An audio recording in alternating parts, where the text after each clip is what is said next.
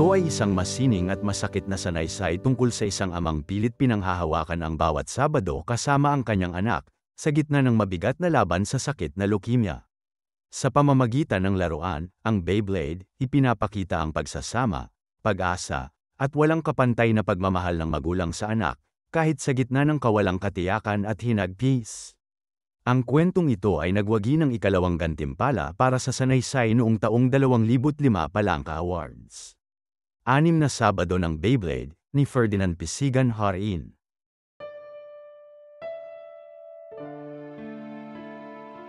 Beyblade, maraming Beyblade. 1, 2 hanggang 5. Makukulay na Beyblade. Pula, itim, asul, berde, pilak, ginto, dilaw, basta sari-saring kulay.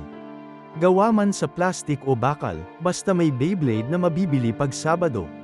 Inaasahan ko na ito tuwing Sabadong magkikita kami ng aking bunsong si Ribo. Tiyak na magpapabili siya ng paboritong laruang Beyblade. Kaya naman inihahanda ko na ang aking bulsa. May halagang 30 hanggang 50 o higit pa. Depende sa ganda ng disenyo at yari. Inihahanda ko na rin ang katawan ko dahil tiyak, mas karga ang gusto niya papunta sa paboritong tindahan sa Talapapa ng aming barangay. Mga 500 metro rin ang layo mula sa bahay ng aking ina kung saan kami nagkikita tuwing Sabado. Magpapababa lang siya kapag mismong nasa harap na kami ng tindahan at kaya na niyang ituro at hawakan ang paboritong laruan. Palapit pa lang kami ay sasalubong ng nakangiti ang tindero. Kilala na kaming mag-ama. Alam na ang schedule ng aming pagpunta. Handa nang magturo ng mga bagong labas na disenyo na maaaring magustuhan ni Ribo. Mas una kasing tinitingnan ni Ribo ang kulay at disenyo. Pangalawa na lang kung plastik o bakal ang yari. Pero batay sa karanasan, mas makiling si Ribo sa plastik. Kung ihahambing sa pagkahilig niya sa iba pang laruang umaandar, track-trackan man o kotse-kotsihan, mas madalas niyang laruin ang Beyblade. Siguro'y dahil mas maliit itong di hamak sa track-trackan o kotse-kotsihan. At di tulad ng dalawa, maaari itong dalhin kahit saan. Huhugutin lang sa bulsa. Kay Ribo, tiyak na may huhugutin kahit saang bulsa. Sa bulsa ko, kapag may hawak na siyang Beyblade na panlaban, tiyak din kamay na lang ang laman. Patagalan ng pag-ikot sa loob ng platapormang bilog ang labanan ng Beyblade. Ang tumalsik palabas, talo. Ang unang huminto kahit nasa loob pa ng plataporma, talo. Si Ribo, batay pa rin sa karanasan. Madalas talsikan ng Beyblade. Subalit di tulad ng ibang batang madalas mawala ng gana dulot ng pagkatalo, patuloy ang paglaban ni Ribo. Lalo niyang hihigpitan ng hawak sa matigas na pising may malalagaring mga ngipin. Tatatagan ang kapit sa malabaril na patungan ng Beyblade, at mabilis na hahatakin ang pisi palabas mula sa makipot na butas ng patungan na magtatanggal at mabilis na magpapaikot sa mala-flying saucer na Beyblade pabagsak sa plataporma upang muling makipaglaban. 4 na Sabadong nakipaglaban ang aking bunso ng Beyblade sa plataporma ng laro. 11 buwan siyang nakipaglaban sa kanser sa kanyang dugo sa ospital ng karamdaman. Sa katulad kong guro, bakasyon ng Abril.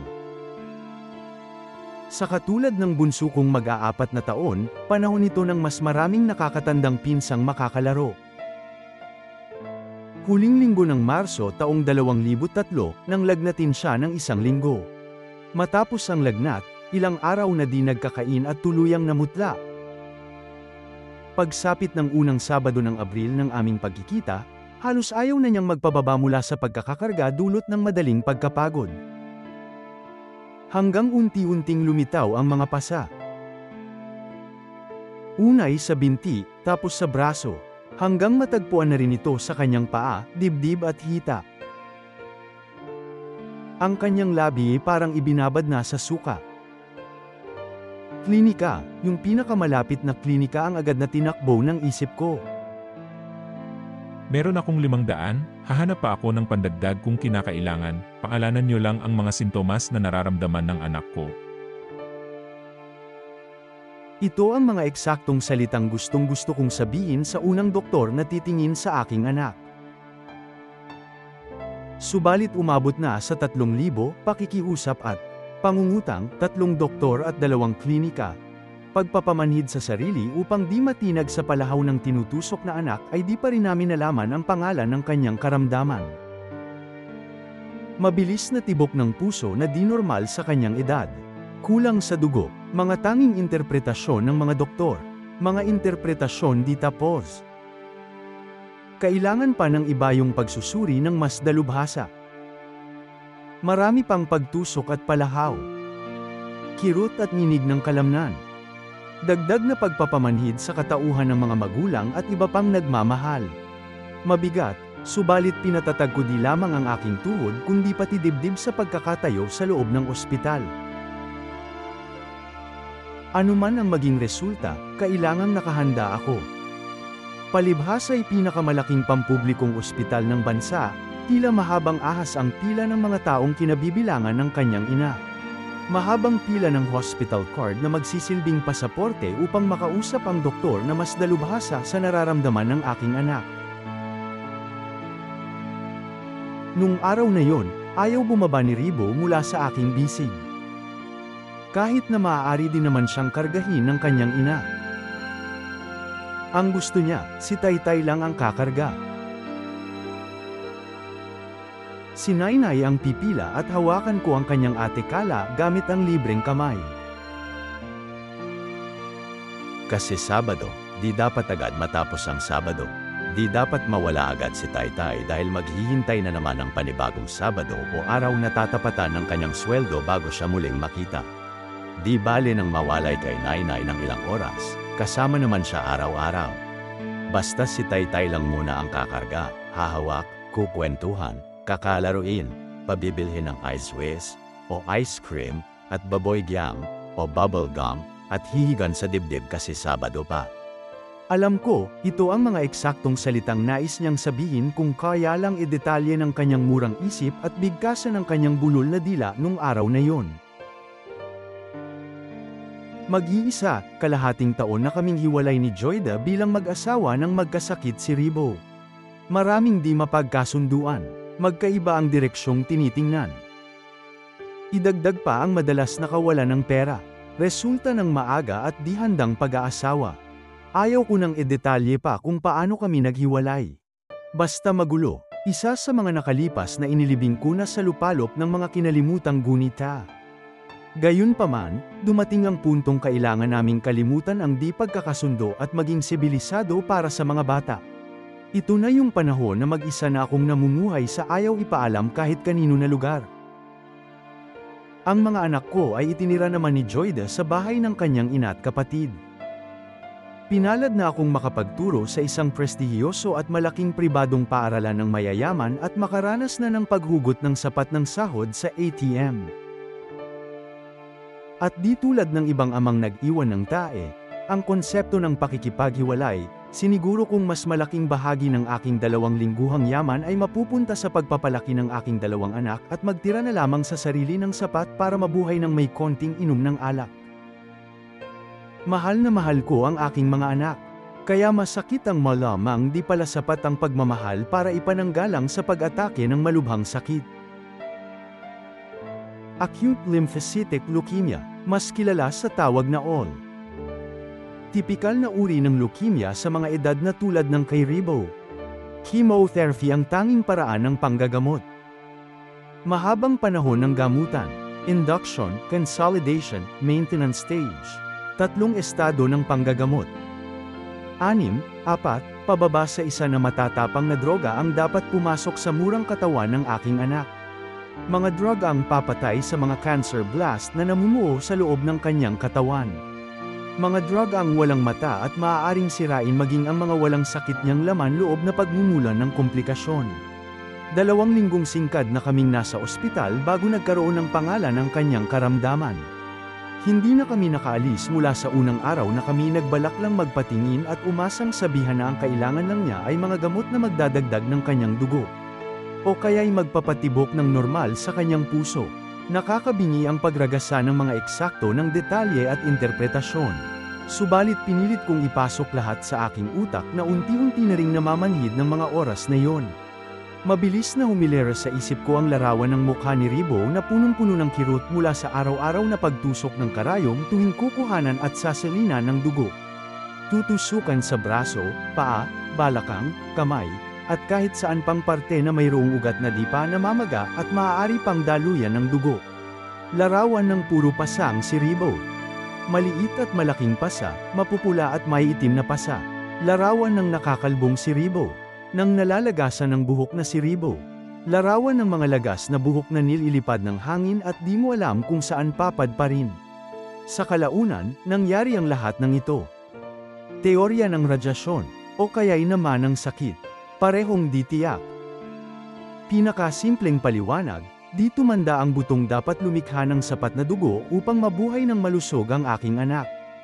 Hindi sumabay sa kanyang pagtanda. Buto, dugo, pesteng buto, pesteng dugo. Walang magulang ang nagnanais marinig ang lahat ng paliwanag na ito. Isa lang ang malinaw, hindi pagtatae o lagnat ang nararamdaman ng aking anak. Unti-unti na palang siyang namamatay. Naaalala ko pa, di ko mapigil ang maluha sa loob ng taxi habang ingat na hawak ko ang lalagyan ng dugong ipasusuri sa isang malayo at malaking laboratorio. Lubha akong nagmadali nung araw na yon. Kailangang di mapanas ang dugo. Kakaiba ang dugo dahil kinuha pa sa likuran ni Ribo. Cultured blood ang tawag nila. Isipin ko pa lang ay parang baretang sumaksak sa dibdib ko ang sakit na tiniis ng aking anak makuha lang ang pesteng dugo na tanging magpapakilala ng kanyang karamdaman.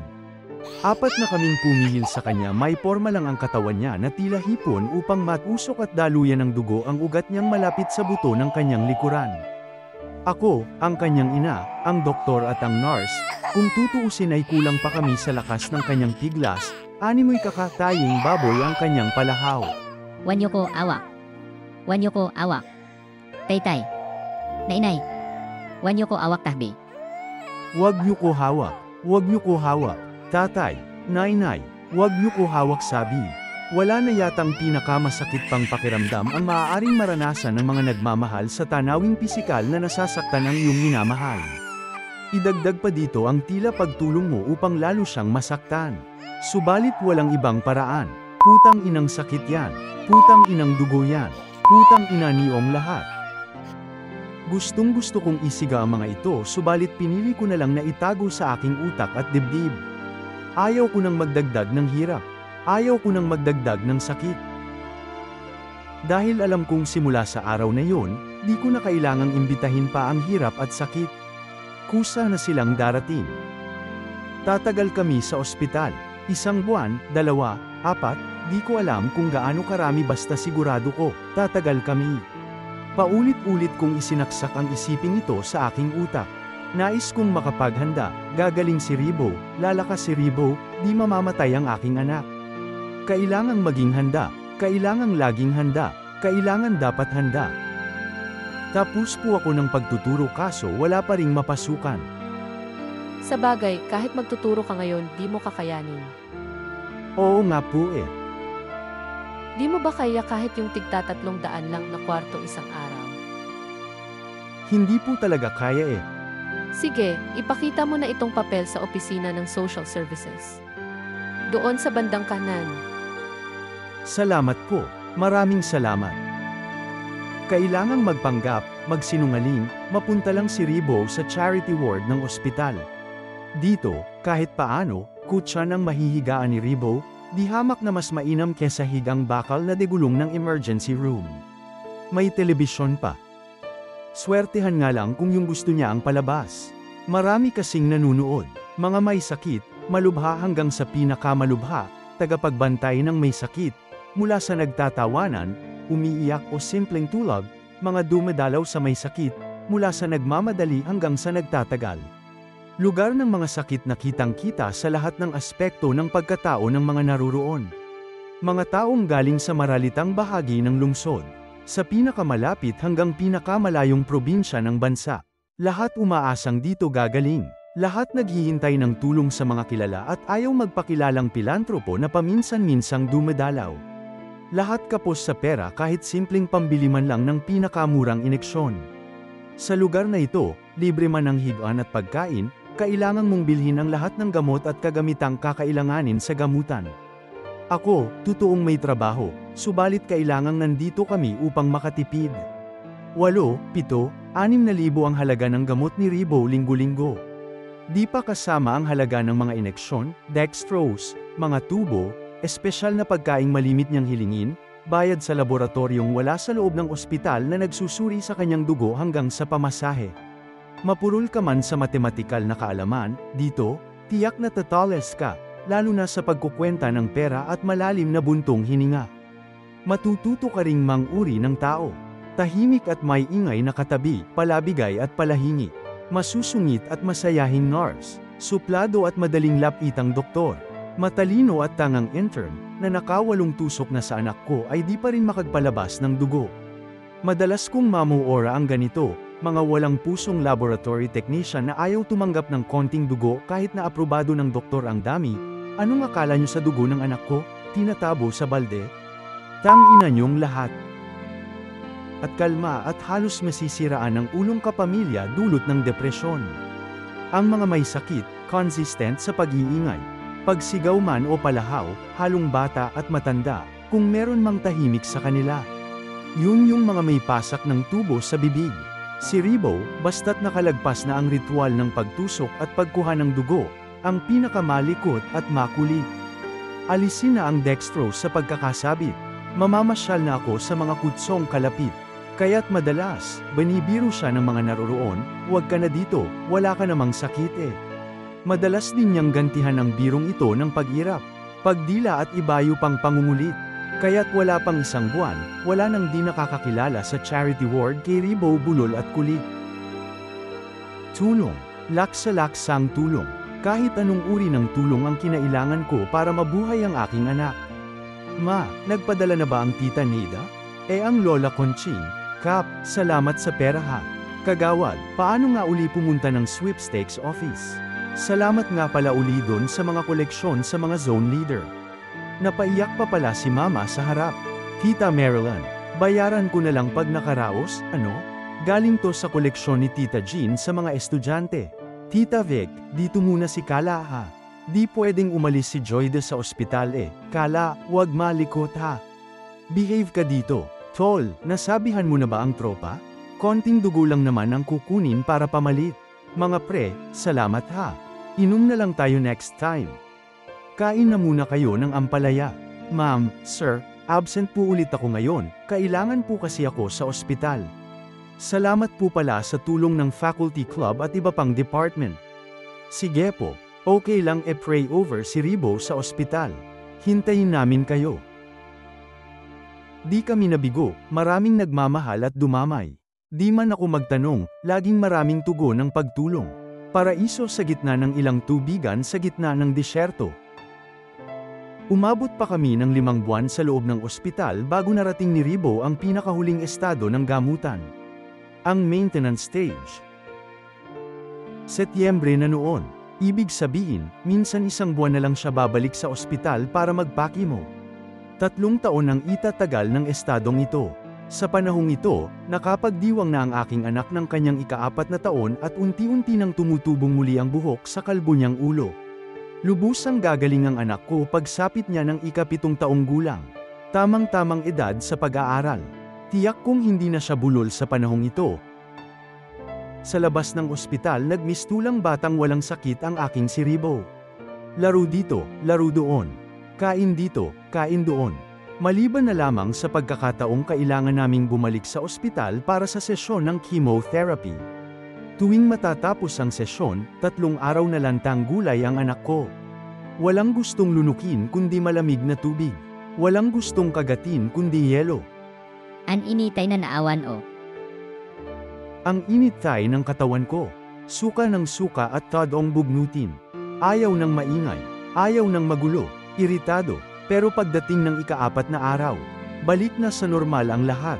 Gigising ng maaga, sasamang maghatid at susando sa kanyang ate Kala sa eskwelahan. Makikipaglaro sa kanyang ate Kala pagka-uwi nito galing sa pag-eeskwela. Subalit ang pinakagusto niyang gawin, ang humiga lamang sa sofa at manood ng pambatang palabas sa telebisyon. Bukod sa pagkikita tuwing Sabado at sa mga araw ng sweldo, Pagtawag araw-araw, umaga at hapon ang komunikasyon ko sa aking mga anak. At madalas na hintayin ito ni Ribo. Maliban na lang sa tuwing dumarating ang 3 araw na pasakit ng chemotherapy. Tsamba na lang kung nais niya akong kausapin. Madalas kong itanong sa kanya kung magaling na siya at sasagutin niya ito ng malakas. Magaling na. Magaling na. Pinapangako ko rin siya na huwag kaming iiwan ng kanyang ate Kala na sinasagot niyang madalas ng Ayo na. ayoko nga, subalit minsan, pabiro siyang sisigaw sa kabilang linya ng Oo na.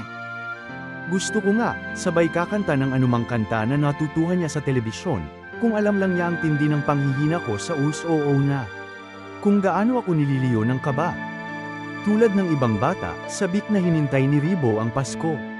Kapapasok pa lang ng Disyembre madami na siyang pinabibiling damit at laro ang bago. Subalit bago pa man dumating ang mga bago, kalagitnaan pa lang ng buwan ng Pasko, tumambad na sa amin ang resulta ng huling pagsusuri sa kanyang dugo. Cancer relapse, muling paglitaw ng mga cancer blast. Sa madaling salita, malubha uli ang leukemia ng aking anak. Kailangan muling ulitin ang proseso ng gamutan. Basura na ang dati, bagong pag-aalala, hirap, pagod, paghingi ng tulong at gastos. Ang pinakamasakit, bagong kirot ng katawan at pangwawasak ng kaluluwa ang paulit-ulit na mararanasan ng aking anak. Subalit di na siya pumayag. 3 araw bago matapos ang Enero nang sundin ko ang kahilingan ng aking anak. Uwi na ayo tay. Ayaw o na ah ospial. Di o na aya. Uwi na tayo tay. Ayaw ko na sa ospital. Di ko na kaya. Mabigat sa dibdib. Ang totoo, ang kanyang ina, pati na ang ilang kapamilya ay nagsabi na sa akin na ipaubaya na lang sa Panginoon ang kapalaran ng aking anak. Disyembre pa lang nang malamang malubha uli ang kanyang karamdaman. Natatandaan kong nagwala ako sa ganito kababaw na argumento. Pinakatanga at palasukong argumento ang tingin ko sa ganito. Sinigawan ko sila, inaway, subalit sumunod ako ng si Ribo na ang nagsalita. Gusto ko mang ituloy pa ang laban, kahit marami pang damdaming masagasaan, pinatigil ko na ang gamutan dahil hindi na niya kaya. Pinatunayan na ito ng paglitaw ng pantal sa buo niyang katawan di pa man tapos ang muling kauumpisang sesyon ng chemotherapy. 14 na sesyon at 11 buwan ng gamutan ang pinilit na nilabanan bago sumuko ang aking mandirigma. May pag-asa pa, dasal, milagro, alternatibong medisina, kahit anong di makakasakit at makapanghihina, gagawin ko. Bibilhin ko, mabuhay lang ang aking anak. Ang aking si Ribo, ang pinakamamahal kong bunso. Anong gusto mo anak? Birthday mo na bukas? 5 buwan pa ah. Pero sige, gusto mo eh. Yellow balloons. Lahat yellow. Sige, magpapagawa ako. Maghahanda tayo dahil birthday mo na bukas. Yippee! Unang Sabado ng paglabas niya nang hilingin na niyang magdiwang ng kaarawan kahit hindi pa araw.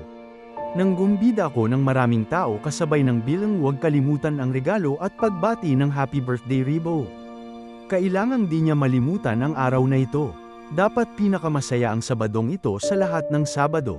Maraming laruan, stuffed toys, mini helicopter, walkie-talkie, crush gear, remote-controlled cars, at higit sa lahat, ang Beyblade. Ang paborito niyang Beyblade, maraming Beyblade, tinanggap niya ang lahat ng ito at marami pang iba sa kanyang kaarawan. Sa kanyang pagtuntong sa 5 taon, kahit di totoo, kahit hindi pa araw. Ikalawang Sabado, naki-birthday naman siya. Pagkatapos ay muling naglaro ng Beyblade kasama ang mga pinsan. 3 araw bago dumating ang ikatlong Sabado, sorpresa ko siyang dinalaw. Unti-unti na siyang nanghihina, bihira na siyang ngumiti. Hindi na niya makuhang laruin ang Beyblade bagamat ayaw niya itong bitawan sa loob ng kanyang kamay o di kaya'y bulsa. Ang nakapang gagalit, unti-unti na namang nalalagas ang kanyang buhok. Putang inang chemotherapy, di na nga tinapos, nakuha pang kalbuhin uli ang anak ko. Subalit pinipilit pa rin niyang maging malakas bagamat talagang di na kaya ng kanyang paang tumayo ng kahit ilang sandali man lang. Nakakadukot na rin siya ng mga matitigas na butil ng dugo sa loob ng kanyang gilagid. Sa labas ng bahay na kanilang tinitirhan, lubos kong ikinagulat nang tanungin niya ako ng, Tay, may peya ah. Tay, may pera ka? Dali-dali kong hinugot at binuksan ang aking pataka at ipinakitang meron itong laman. Agad akong nagtanong kung ano ang nais niya na sinagot naman niya ng agarang pagturo sa isang kalapit na tindahan. Kung mabilis man akong nakabili ng mga kending kanyang ipinabili, mas mabilis siyang umalis agad sa tindahan at nakangiting bumalik sa aming kinauupuan. Naglalambing ang aking anak. Nagpabili siya kasi nais maglambing ng aking anak. Nang kami pumasok na sa loob ng bahay, naiwang nilalanggam na ang nakabukas ngunit di nagalaw na mga candy sa aming kinaupuan. Tuluyan na siyang nakalbo pagsapit ng ikatlong Sabado. Subalit di nakusang nalagas ang mga buhok. Sa kanyang muling pagkairita, sinabunutan niya ang kanyang sarili upang tuluyang matanggal ang mga buhok. Nang araw na yon, kinumbida ng isa kong kasama sa trabaho ang isang mascot upang bigyan ng pribadong pagtatanghal si Ribo nang walang bayad. Matapos ang pagtatanghal, bagamat di man lang siya makangiti at makatawa, kitang-kita sa kanyang mata ang kasiyahan. Isang kasiyahang unti-unting humina at nawala. Di na may kakaila ang mabilis na pagkapawi ng lakas ng aking anak pagsapit ng ika-4 na Sabado. Di na niya makuha pang ipasok ang PC ng Beyblade upang mapaikot ito. Ramdam na ang pagod at hingal sa kanyang pagsasalita. Kaya't kahit nang dalhin ko siya sa isang karnabal, isa lamang ang ninais niyang sakyan. Ang mga maliliit na helicopter na tumataas at bumababa ang tila octopus na galamay na bakal. At sa tuwing tataas, hahanapin ako ng tingin sa baba at malungkot na ngingitian. Pagkababa, mabilis na siyang nagyayang umuwi. At pagka-uwi humiga ng humiga at paulit-ulit na tumingin sa kawalan. Huling Sabado ng Pebrero ang ika-5 Sabado. Eksaktong katapusan. Kasabay ng pagtatapos ng Pebrero ay pumanaw ang aking anak. Ilang sandali matapos ang sabay na paglaglag ng luha sa kanyang mga mata at pagtirik ng mata, ibinuga niya ang kanyang huling hininga. Namatay siya habang tangan ko sa aking bisig. Hinintay lamang niya ang aking pagdating. Di na kami nakapag-usap pa dahil pagpasok ko pa lang ng pinto ay pinakawalan na niya ang sunod-sunod na palahaw ng matinding sakit na di nais danasin ng kahit sino. 1.5 oras siyang naghirap. Nabulag, nanigas, nilabasan ng maraming dugo sa bibig, at naghabol ng hininga. Hindi nangyayari ito. Walang nangyayaring ganito. Mabubuhay ang anak ko. Sabi niya hindi niya kami iiwan ng ate Kala niya. Nasaan ang mapayapang paraan ng pagkamatay na sinasabi niyo? Nais kong isigaw ito sa lahat ng kapamilyang nakapaligid sa amin subalit walang lumabas sa aking bibig. Pinipi ako ng malakas nilang pag-iyak. At bilang isang nagnanais maging mabuting ama, nang alam kong di na kaya pang lumaban ng aking anak, pinabaunan ko siya ng halik at hinayaan ko na siyang lumisan. Sige na Bo, salamat sa 4 na taon. Mahal ka namin, paalam. At saka ako umiyak ng umiyak. Hindi ko man lang naranasang ihatid siya sa eskwelahan. Di na namin nagawang makapag-usap ng masinsinan bilang mag-ama. Magkwentuhan tungkol sa panliligaw, habang nagtatagayan, magtalo, magdebate, magsama sa lockeran. Nakuha kaya niyang mangarap kahit 4 na taon lang ang kanyang naging buhay. Paano na si Kala? Sila lamang ang magkakampi mula nang maghiwalay kami ng kanilang ina. Paano ko sasabihin sa aking panganay na kailan may di na niya makikita ang kanyang kapatid? Na ang pagkawala ni Ribo ay ang pagkawala din ng taong naghahatid at naghihintay sa kanyang pag-eeskwela. Mangungulila ang kanyang mga damit, sapatos, libro at laruan, kapatid at kaming mga magulang. Subalit di ko pinayagang mangulila ang Beyblade. Nakapaloob sa puting supot na binuhol ng maayos. Ang maraming Beyblade ay ipinatong ko sa malamig at matigas ng kamay ng may-ari bago tuluyang ibaba at tabunan ng lupa ang kabaong. Ika-6 na Sabado ng paglabas ni Ribo sa ospital.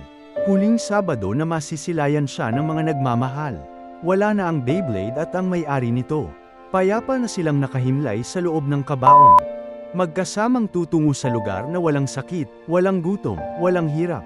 Payapang magpapaikot at iikot, maglalaro ng maglalaro. Habang kaming mga naiwan ay paglalabanan at pag-aaralang tanggapin ang kirot ng pagkalungkot. Wakas.